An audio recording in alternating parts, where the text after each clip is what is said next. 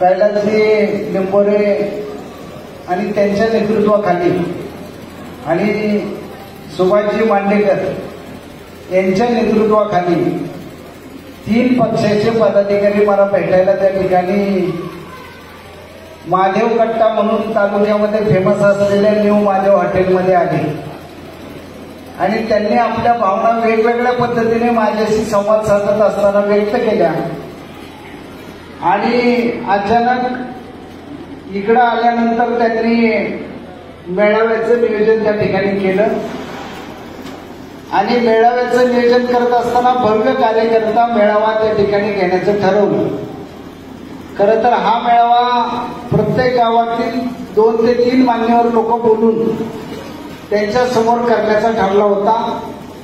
या मेळाव्याच्या निमित्ताने व्यासपीठावर उपस्थित खेड तालुक्याचे लोकप्रिय आमदार बाबाजी काळे यांच्या सौभाग्यवती वैशालीताई, त्यांचे चिरंजीव ज्यांनी अत्यंत अभ्यासू आणि स्पष्टपणे आपलं मत मांडत असताना, आपल्या स्वतःच्या पदाचा आदर करत असताना आपल्या सगळ्यांचा देखील आदर करण्याचं काम या ठिकाणी केलं. ते मुंबईची काळे खऱ्या अर्थाने व्यासपीठावर उपस्थित या निमित्ताने माझे मार्गदर्शक कैलासराव गाळो पाटील, रोहिदासजी गडले, कैलासराव लिंबोरे, सुधीरजी भोमाळे, सत्यवानजी नवले, आमचे मार्गदर्शक बाळासाहेबजी शिंदे. खरं तर मी वाशद नायपडच्या अनेक लोकांना सांगितलं होतं की यायचं नाही, तरी एक 8-10 मंडळी मला या ठिकाणी दिसत आहेत. कारण समोरचा माणूस फार हुशार आहे, जिल्हा परिषदचा गटनेता आहे. त्या ठिकाणी व्यासपीठावर उपस्थित विकासजी ठाकूर आहेत, रामशेठ पाटील आहेत, त्यानंतर शेटे साहेब आहेत, खऱ्या अर्थाने डांगले सरपंच या निमित्ताने उपस्थित आहेत, विश्वासजी शिवेकर या ठिकाणी उपस्थित आहेत, आमचे मराठे साहेब संतोष त्या ठिकाणी उपस्थित आहेत, ऍडव्होकेट लिंबोरे साहेब या निमित्ताने या ठिकाणी उपस्थित आहेत, गोरक्षनाथ बडे आहेत, सचिनजी पानमन हे माझे अत्यंत चांगल्या प्रकारचे मित्र आहेत. पण या वार्ड रचनेमध्ये त्यांची देखील 2 गावं खालच्या गटात गेली. कशी गेली माहीत नाही. वार्ड रचना हा देखील संशोधनाचा विषय आहे आणि त्याच्यावर मी थोडं बोलणार आहे. कारण राज्यशास्त्राचा अभ्यास मी आणि मुठे पाटलांनी खेड कॉलेजमध्ये एकत्रच केलेला आहे. त्यामुळं मला माहिती आहे की राज्यशास्त्र काय करत आहे.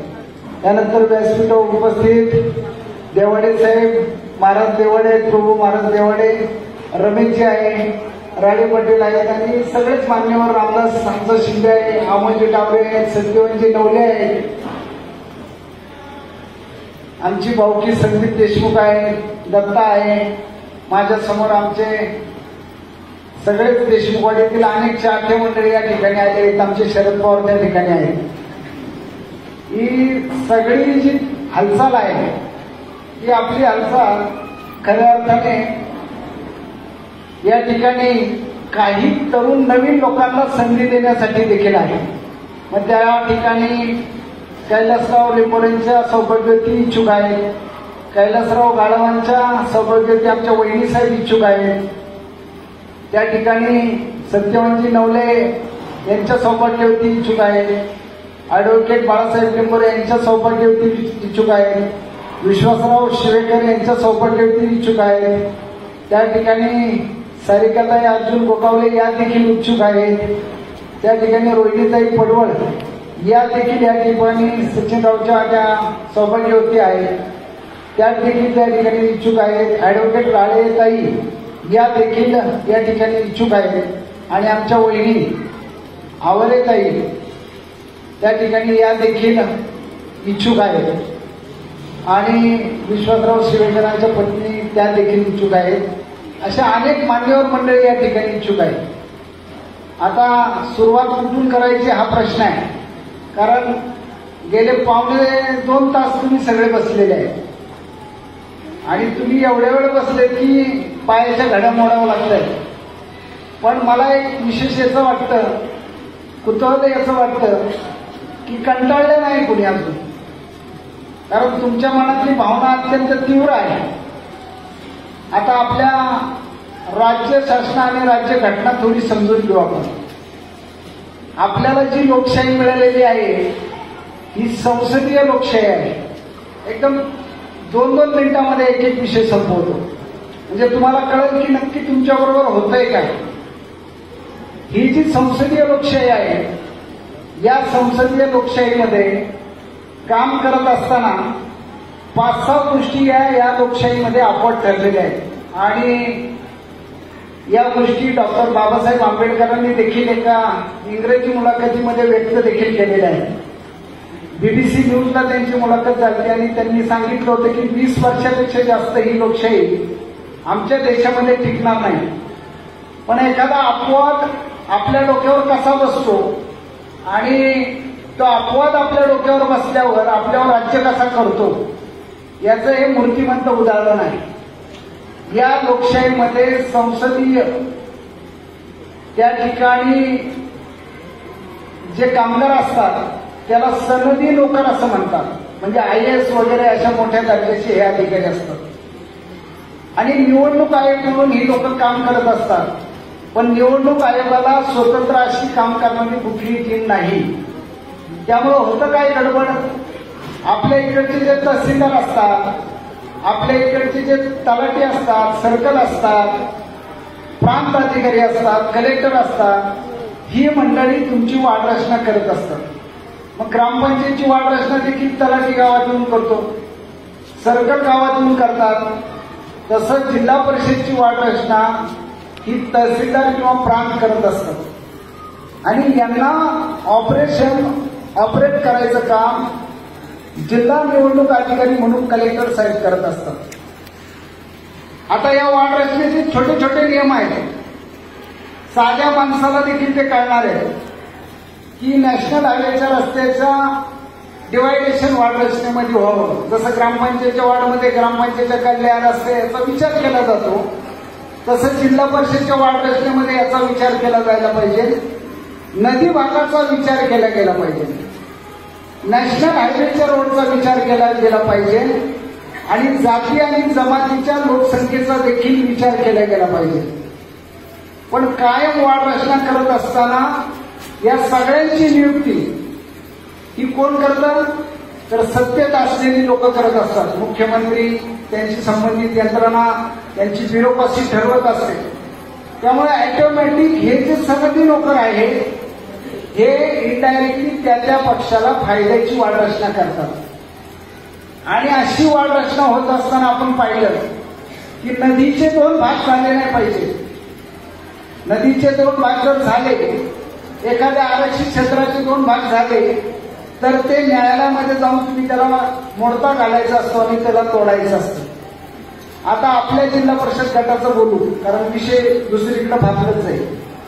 आपल्या जिल्हा परिषद गटामध्ये काय झालंय, नदी भागाचे 2 भाग झाले. एक अलीकडचा भाग झाला, एक पलीकडचा भाग झाला.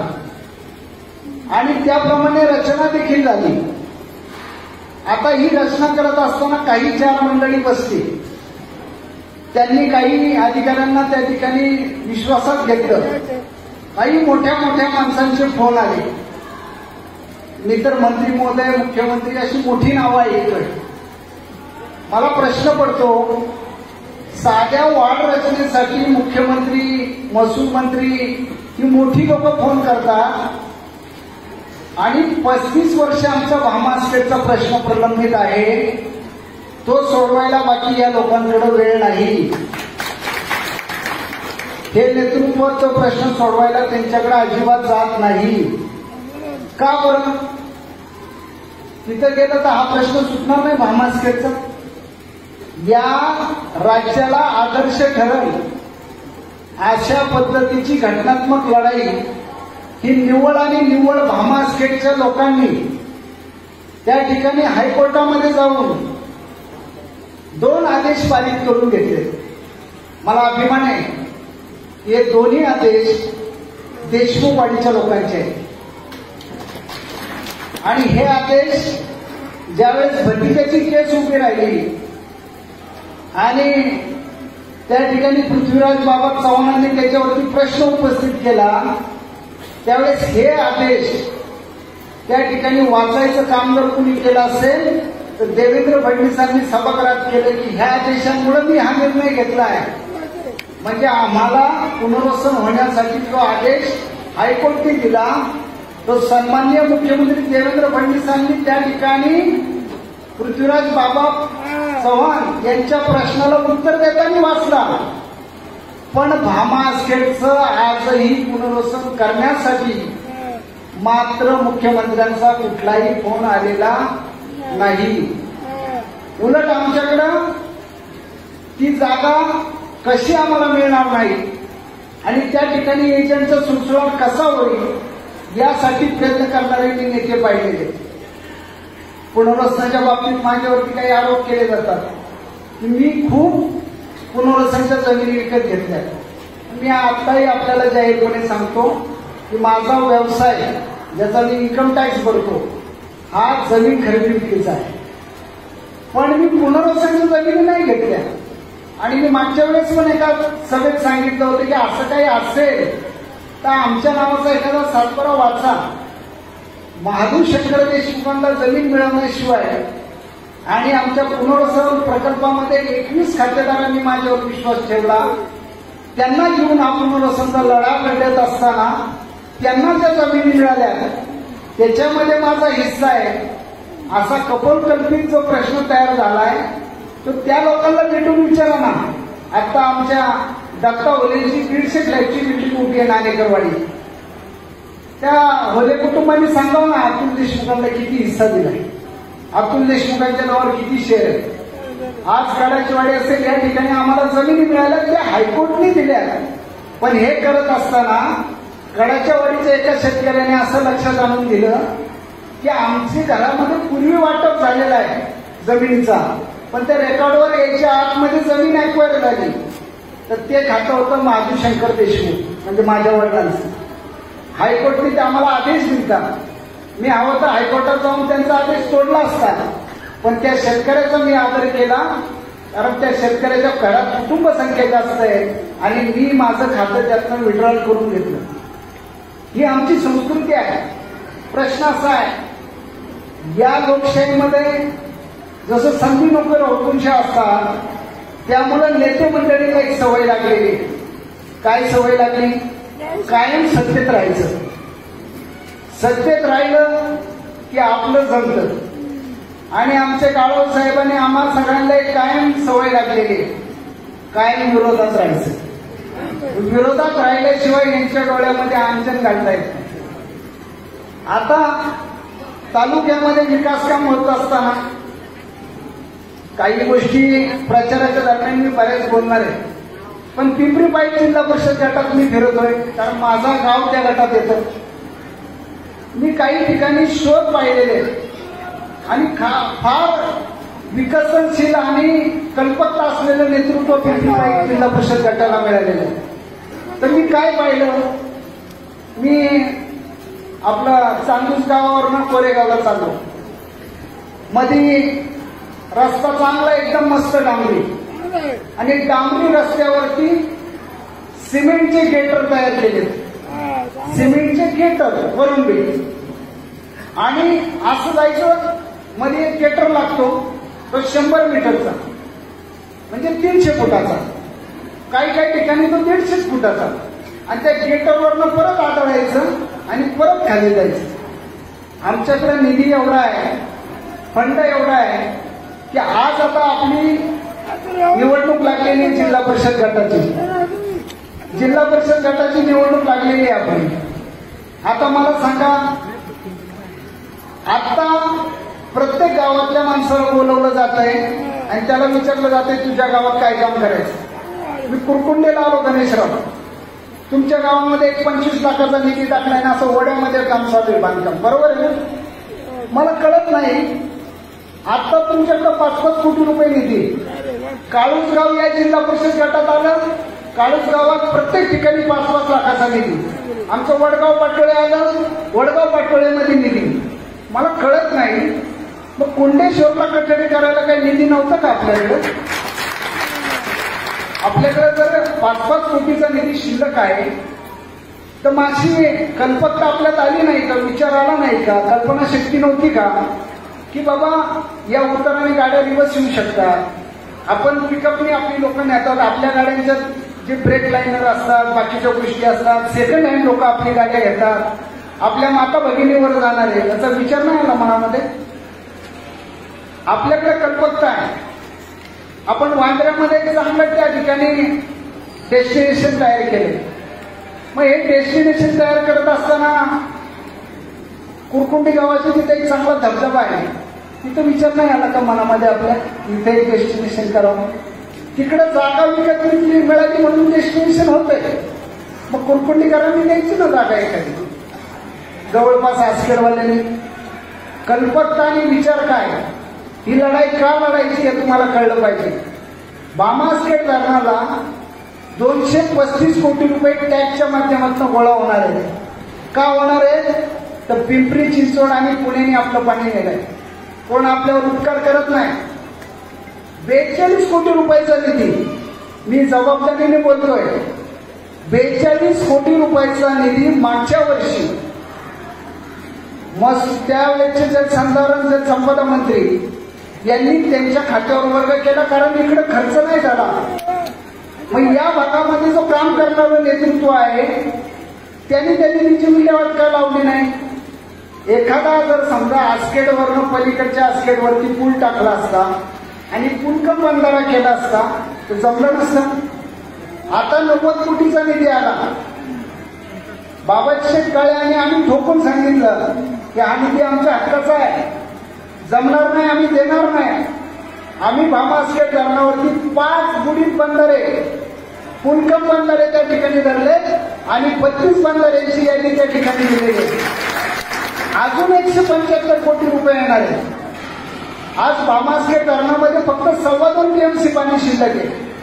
धरणाचं पाणी खाली खाली खाली जातं आणि खाली गेल्यावर पुढे राहणार गेट पशी.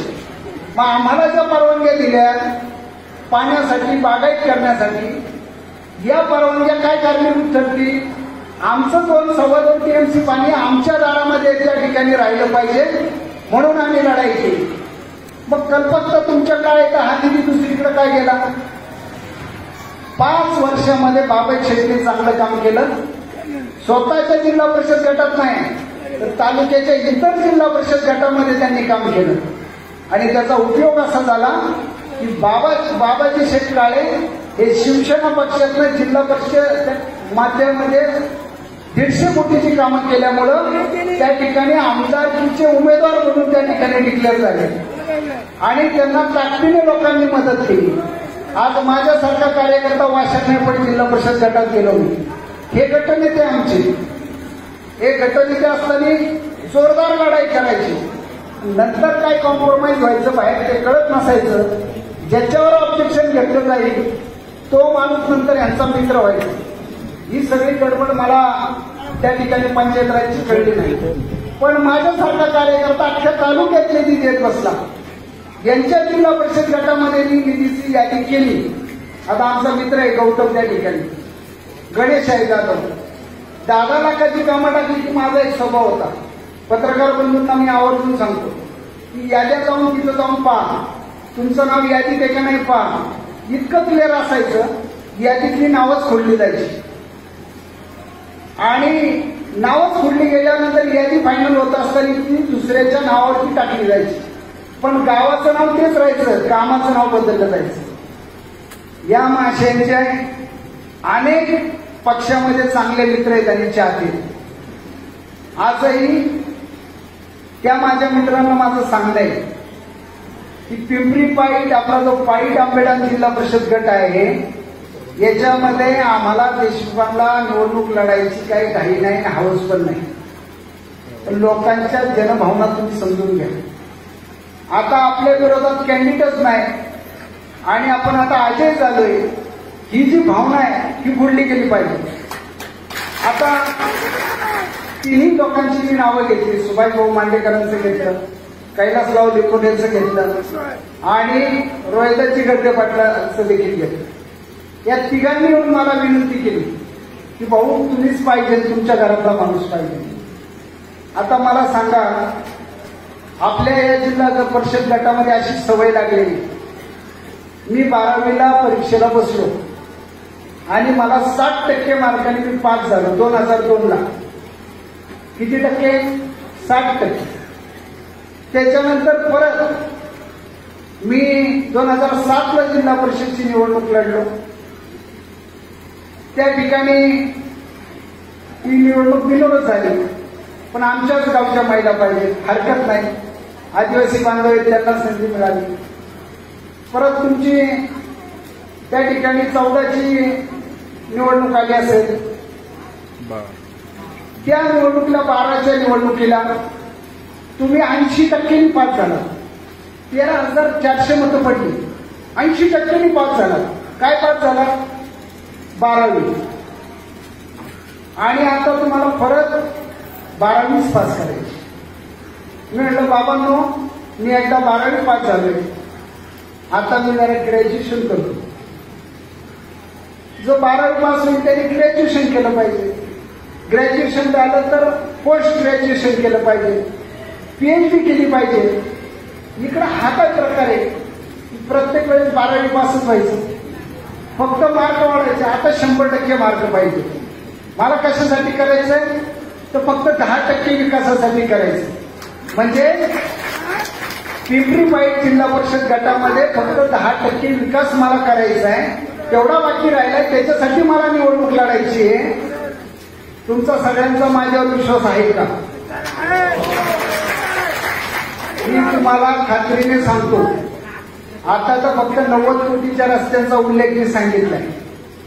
मी तुम्हाला खात्रीला एक सांगतो, हा 10% जो राहिलेला विकास आहे ना, याच्या दुप्पट 20% विकास मी पिंपरी पैठ म्हणजे पैठ आंबेठाण या जिल्हा परिषद गटाचा करून द्यायची जबाबदारी माझी. आणि हे मासे 10% विकासासाठी उभे राहिलेत का कुठल्या टक्क्यांसाठी राहिलेत मला माहित नाही, पण लोकांना गुंतवणूक करायची आणि सक्षम कॅन्डिडेटला व्हायला घालवायचं. आज आता आमच्या उमेदवारांना फोन येत, अरे बाबा शिवसेनेचं एवढं मतदान आहे या जिल्हा परिषद गटामध्ये, तुम्ही कशी काय संधी देता देशमुखांना? तुमचं एवढं मतदान आहे, तुम्हाला न्याय मिळेल. आमचे कार्यकर्ते बोलले नाही, दुसरे थोडे, पण मी म्हणतो तुम्ही थांबा. तुमचा एखादा प्रामाणिक अंधभक्त, त्यांच्याकडे 6-7 जण आहे, त्याला आम्ही बता बनवून गँग म्हणतो. वेलकम पिक्चर पाहिला असेल तर तुम्हाला कळेल. आणि त्यातलं एक व्हिजिटिंग कार्ड आहे, डावरे पाटील छोटा आहे असं, ते व्हिजिटिंग कार्ड आहे. ते बता बनवून मध्ये कुकडेवाला होता ना, असा वाकडा वाकडा चालायचा, भाऊ बहुत अच्छे, मुझे हॉकी का बहुत शौक था, तशातलं ते व्हिजिटिंग कार्ड आहे. कुठल्याही गावात काम पडलं की सगळ्यात पहिलं ते येतं का नाही? आपला उमेदवार त्याच्या कुठल्याही कॉन्ट्रॅक्टरला काम देणार नाही. आपला उमेदवार कुठल्याही प्रकारचा टक्का कोणाकडनं घेणार नाही. अतुल देशमुख कोणाकडे कुठला टक्का फक्का घेत नाही. आलं लक्षात? आणि मग ही बाता बनवून गँग मधला एखादा द्या, त्याला द्या, व्हिजिटिंग कार्डला द्या, आम्ही सोडून देऊ ना निवडणूक. पण नवीनला द्या ना. तुम्ही किती वर्ष 12वी पास होणार? जा ना एकदा पोस्ट ग्रॅज्युएट करा, ग्रॅज्युएट करा. तुम्हाला सांगतो भविष्यात हे कुठलेही मोठी अचिव्हमेंट करणार नाही. आता जिल्हा परिषदचं अध्यक्षपद सर्वसाधारण आहे, तर पक्षाची चिन्ह आणि पदाधिकारीच काढून टाकले बॅनरवरून. मला भाजपवाल्यांचे फोन, अरे ते तिकडे प्रवेश करतो, तू इकडे. म्हटलं रामकृष्ण, ठेविले तैसे आनंदी तैसे चिराग, चित्ती असो त्यावेळेस समाधान. आम्हाला आनंद आहे. त्यावेळेस आम्ही पक्ष तळागाळात जाऊन वाढवला, आता पक्ष वाढवला, तुम्हाला ते चांगले वाटले. आमची लढाई वेगळी, आम्ही आपल्या एका बाजूला आलोय. आमचे विचार समाजापुढे आम्ही नेणार आहे. आणि समाजामध्ये संसदीय लोकशाहीमध्ये भांडवलशाही अर्थव्यवस्था त्याच्यावरती काम करत असते. भांडवलशाही अर्थव्यवस्थेमधला माणूस हा संसदीय लोकशाहीचा कणा बनतो. त्यामुळं तुमच्या सगळ्यांची भावना झालेली आहे. आणि ह्या माणसांनी यांच्या कुठल्या निवडणुकीत कशात फटका बसला हा फटका निव्वळ आर्थिक सत्तेमुळे बसला, दादागिरीमुळे बसला, गडबडीमुळे बसला. आता मला सांगा, बिचारा रोहित डावरे 4 वर्ष खर्च करतोय, बहुतेक त्याच्याकडचे पैसे संपलेले दिसतात, रोहितचे पैसे संपलेले दिसतात. किंवा व्हिजिटिंग कार्डने सांगितलं असं आता नको याला, असंही झालं असेल. ते कुटुंब माझ्या फार जवळच आहे, कारण त्यांचं सगळ्यात पहिलं जीसीटी माझ्याकडे माझ्या साईडवर काम करायचं, नंतर दुसरा जीसीटी आला तुमचे. आणि आता नवीन उमेदवार शोधलाय, तुमच्या गावचा आहे तुरपुली, त्या ताई आहेत, तर त्यांना माहिती नाही. पहिले आमचे बांधव झाले, देवीदास बांधल, आमच्या मित्राचंही भरपूर शोषण झाले, 5-25 त्याचे गेलेत, रोहितचे 5-25 गेलेत. आता यांची वाली, इकडे पैशावाला पाहिजे, तिकडे पैशावाला पाहिजे. आणि वर आमचं सचिनला तिकडे आमच्या आवरे ताईंना फोन करतोय, ताई शुभेच्छा, मला कळलंय तुम्ही लढताय, काय पडलंय तुम्हाला आमचं. मला सांगायचंय मित्रांनो एवढंच, 7,000 ही शिवसेनेची मतं आहेत, 7,000 ही अजित पवार राष्ट्रवादी गटाची मतं आहेत, 14,000 मतं तुमच्याकडे आहेत, आणि अतुल देशमुख हा तुमच्यासाठी बोनस आहे. काय बोनस आहे. त्यामुळे बघा, आमदारकीला कधी नव्हते ठाकरवाड्याला पैसे आले, कधी नव्हते ठाकरवाड्याला पैसे आले. आणि निंबर साहेबांना भेटले एका कार्यक्रमात, म्हणलं आम्ही किती पुढे राहू, म्हणलं 4-5 माग आहे, म्हणले नाही हो, म्हणलं तुमचीच 2-4 गावं मोजायची, त्यांच्या गावात 5-50चा फरक आहे. आणि निकाल लागल्यावर पाहिलं तर 5,000 मतांनी खासदारकीला मागं, खासदारकीला 5,000 मतांनी मागं. पुढे आमदारकी आली, आमदारकी आल्यावर बाबा शेटन आम्ही बसलो, म्हटलं आपलं 5,000चं लीड कायम राहील आणि आपला माणसाच पॅटर्न चालेल.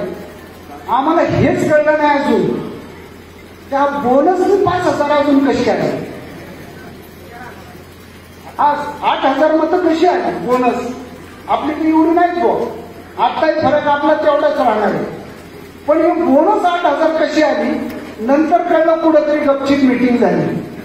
त्यामुळे अण्णाही नाराज आहे. म्हणजे राहील तिथं प्रामाणिक राहिलं पाहिजे, पण काय या माणसाला करामती सुचतात कळत नाही. इतकी बोगता सिस्टीम पाडतात, इकडचा उंदीर त्या घरात आणि तिकडचा उंदीर ह्या घरात येतो, कळतच नाही काही, इतकी गडबड आहे. त्यामुळे बाबांनो, तुम्ही फक्त माझ्यावरती विश्वास ठेवा, आपल्याला पैसे काही जास्त लागणार नाही, कारण यांच्याकडनं पैसे काही सुचत नाही. आता काय झालं, कालच्या नवरात्रात मी जरा फिरलो, नंतर मला कार्यकर्ते म्हटले, भाऊ तुम्ही बरं झालं आले, तुमचं आपलं काही नसतं, 10,000चं पाकिट आम्हाला मिळतं, पण साधं 5,000चं पाकिट परत 5 वाढून आले, आमचा जरा फायदा झाला. त्यामुळे यावेळेस तुम्हीच या, म्हटलं काळजीच करू नका, मी आहे. पण मला आनंद कधी होईल, मला 12वी पास करण्यात मला 100% मार्क पाडण्यापेक्षा तुमच्यातला सर्वसामान्य एखादा कार्यकर्ता ज्या दिवशी या गटाचा जिल्हा परिषद सदस्य होईल, त्यावेळेस मला खरा आनंद होणार. आणि काळजी करू नका, 500 मतं पडत नाही तिथं लढतो आपण, आपल्याला काही अडचण नाही. पण तुमच्यातला गणिता ज्यावेळेस होईल त्यावेळेस हे खरं उत्तर असणार आहे. आणि साध्या कार्यकर्त्याला समाज डोक्यावर घेऊन नाचेल, कारण मला खात्री आहे 20 वर्षात यांनी जे प्रत्येक गटाचं बरोबर जे केलंय, एखाद्या बरोबर त्या ठिकाणी 7,000 मतं राष्ट्रवादीची, 7,000 मतं शिवसेनेची, त्या प्रत्येक शिवसैनिकाबरोबर जे वागलंय आणि ज्या राष्ट्रवादीच्या प्रत्येक माणसाबरोबर जे वागलंय, ते उसनं आज फेडायची संधी तुम्हाला करून द्यायची, म्हणून हा अट्टाहास या मेळाव्याचा आहे. आता या मेळाव्याच्या दोन्ही चित्रण पत्रकारांनी करावं, आणि आम्ही काही केलं नाही, 2 दिवसातला मेळावा आहे, पण लोकांमधली भावना आपण जागृत केली पाहिजे. आणि पंचायत समितीला इच्छुक असलेल्या माझ्या भगिनींना ताईंना माझं सांगणं आहे, आपण सर्वे करणार आहे, आपण काही घरचे करोडपती अरबपती नाही, तुम्हाला तुमच्या पुढे डोळ्यापुढे सर्वे ठेवणार आहे आणि त्या पद्धतीने तुम्हाला सांगणार आहे. पण आपली खरी लढाई जी आहे ती जिल्हा परिषद गटासाठी आहे. आणि वरचा माणूस निवडून आला तर तुम्हाला संधी मिळेल, नाहीतर कायम कायम तुमची त्याच तिकिटावर तीच फसवणूक होईल. त्यामुळे सगळ्यांनी संयमाने घ्यायचं आहे आणि एकमुखी माझ्यावरती विश्वास ज्यांचा असेल त्यांनी हात वर करावा एवढी विनंती या निमित्ताने करतो. आणि आपण या मेळाव्यासाठी कमी काळात आलात त्याबद्दल आपल्या सगळ्यांना मनापासून धन्यवाद देतो. रामकृष्ण हरी. बदल हा घडणार आणि बदल हा घडवला जाणार. उमेदवार बाबासाहेब काळे, मी आणि आमच्या सगळ्या लोक आम्ही एकत्र